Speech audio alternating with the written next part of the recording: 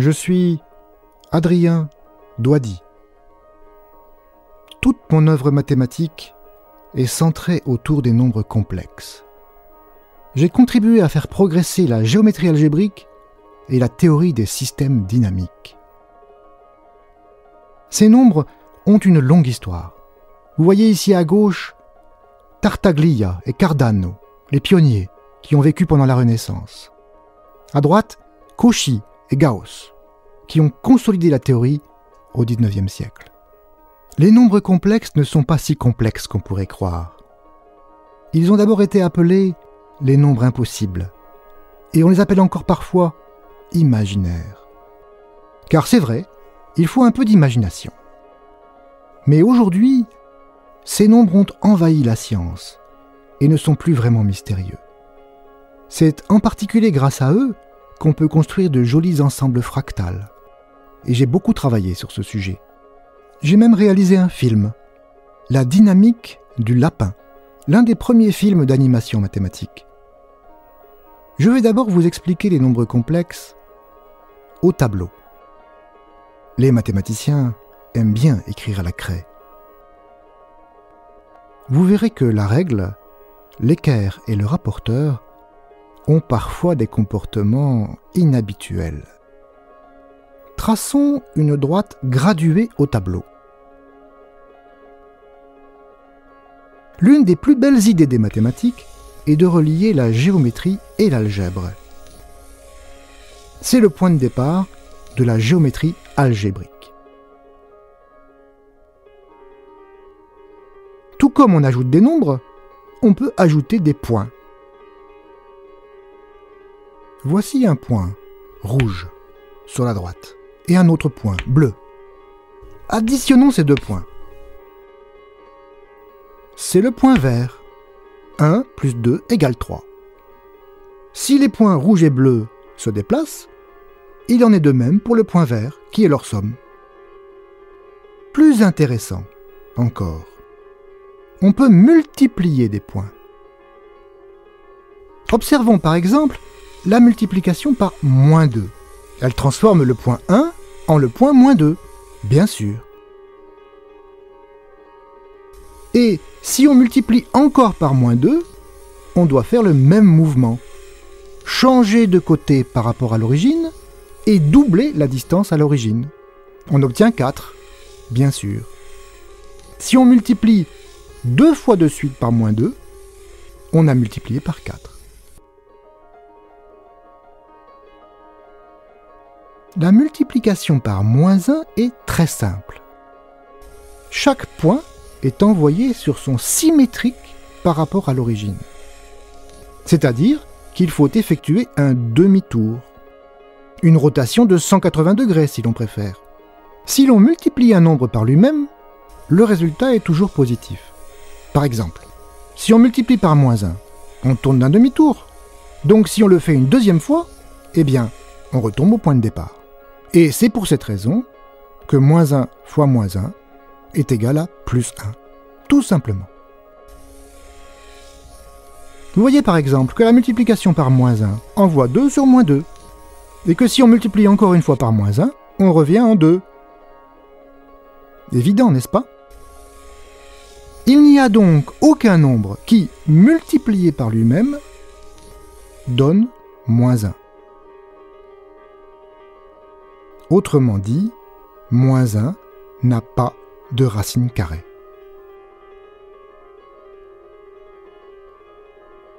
Mais bien sûr, c'était sans compter sur l'imagination des mathématiciens. Robert Argand a eu une très belle idée au début du XIXe siècle. Il s'est dit, puisque multiplier par moins 1, c'est tourner de 180 degrés, sa racine carrée, c'est faire tourner de la moitié, de 90 degrés. Si je tourne 2 fois d'un quart de tour, je tourne d'un demi-tour. Le carré d'un quart de tour, c'est un demi-tour. Donc moins 1. Il suffisait d'y penser. Argand déclare donc que la racine carrée de moins 1 correspond au point qui est l'image de 1 par la rotation de 90 degrés. Mais bien sûr, cela nous force à sortir de notre droite horizontale. Et nous venons de décider d'attribuer un nombre à des points du plan qui ne sont pas sur la droite. Comme cette construction est un peu bizarre, on dit que ce point racine carrée de moins 1 est un nombre imaginaire, et les mathématiciens le notent I. Mais une fois que nous avons osé sortir de la droite, la suite est facile. Nous pouvons représenter 2i, 3i, etc. À tous les points du plan correspond un nombre complexe, et réciproquement, tout nombre complexe définit un point du plan. Les points du plan sont devenus des nombres à part entière. Ces nombres peuvent s'ajouter comme des nombres ordinaires. Regardez le point rouge, qui est le point 1 plus 2i. Ajoutons-lui 3 plus i, qui est le point bleu. Eh bien, on peut tout simplement faire l'addition comme l'apprennent les écoliers. Ça fait 4 plus 3i. Du côté géométrique, ce n'est que l'addition des vecteurs. Vous voyez que les nombres complexes s'ajoutent sans problème.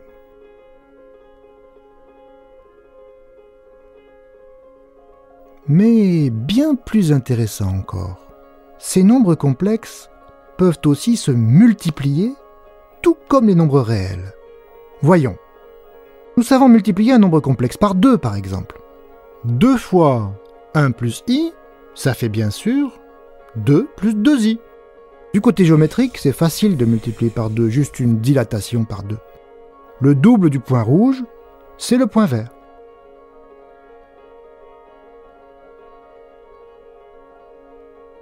Multiplier par i, c'est pas difficile non plus, puisque nous savons que i correspond à un quart de tour. Pour multiplier 3 plus i par i, il suffit donc de faire tourner le point d'un quart de tour. On trouve moins 1 plus 3i. Pas si complexe, ces nombres complexes.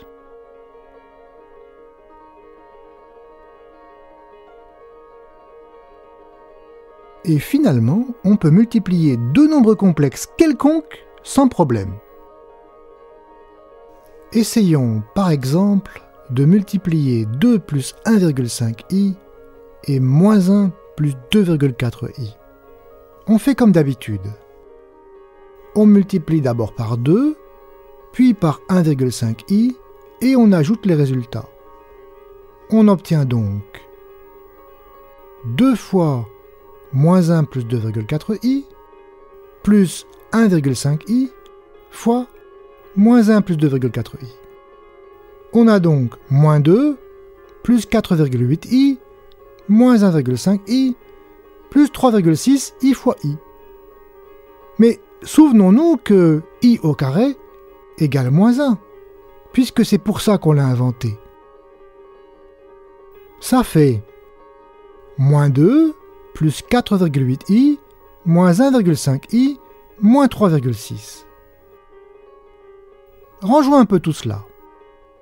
On trouve moins 2 moins 3,6 plus 4,8i moins 1,5i. C'est-à-dire moins 5,6 plus 3,3i. Et bien voilà, nous sommes maintenant capables de multiplier les nombres complexes. Autrement dit, nous savons multiplier les points du plan. C'est incroyable. On croyait que le plan est de dimension 2 car il faut deux nombres pour décrire la position d'un point quelconque. Et maintenant je vous dis qu'il suffit en fait d'un seul nombre. Bien sûr, nous avons changé nos nombres. Et il s'agit maintenant de nombres complexes. C'est l'occasion de définir deux notions, le module et l'argument d'un nombre complexe.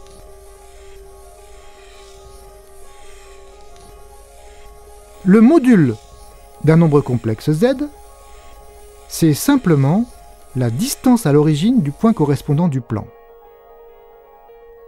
Prenons la règle pour mesurer le module du point rouge, c'est-à-dire 2 plus 1,5i. Voyons, on mesure une longueur de 2,5. Le module de 2 plus 1,5i est donc 2,5. Pour le point bleu, on trouve 2,6. Et pour le point vert, qui est le produit des deux points, rouge et bleu, on trouve 6,5. C'est un fait général. Le module du produit de deux nombres complexes n'est rien d'autre que le produit des modules des deux nombres.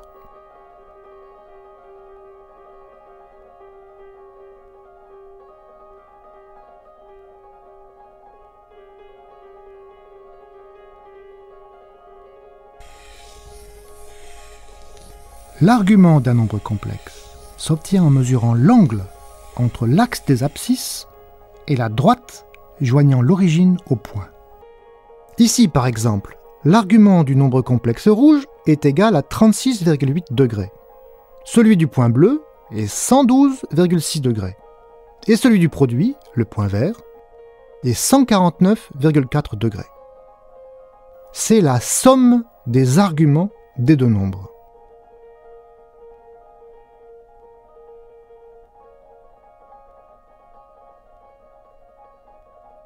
Quand on multiplie deux nombres complexes, les modules se multiplient et les arguments s'ajoutent.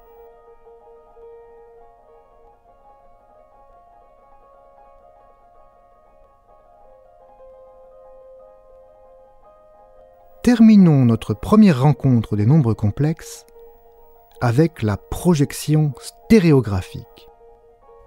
Prenons une sphère tangente au tableau à l'origine. Par projection stéréographique, à chaque point du plan du tableau, c'est-à-dire à chaque nombre complexe, correspond un point sur la sphère. Seul le pôle nord de la sphère, c'est-à-dire le pôle de projection, n'est associé à aucun nombre complexe. On dit qu'il est associé à l'infini. Ainsi, les mathématiciens disent que la sphère est une droite projective complexe. Pourquoi droite? Parce qu'il faut un seul nombre pour décrire ces points. Pourquoi complexe? Parce que ce nombre est complexe. Pourquoi projective? Parce que nous avons rajouté un point à l'infini en projetant. Un peu bizarre, ces mathématiciens, qui disent maintenant que la sphère est une droite.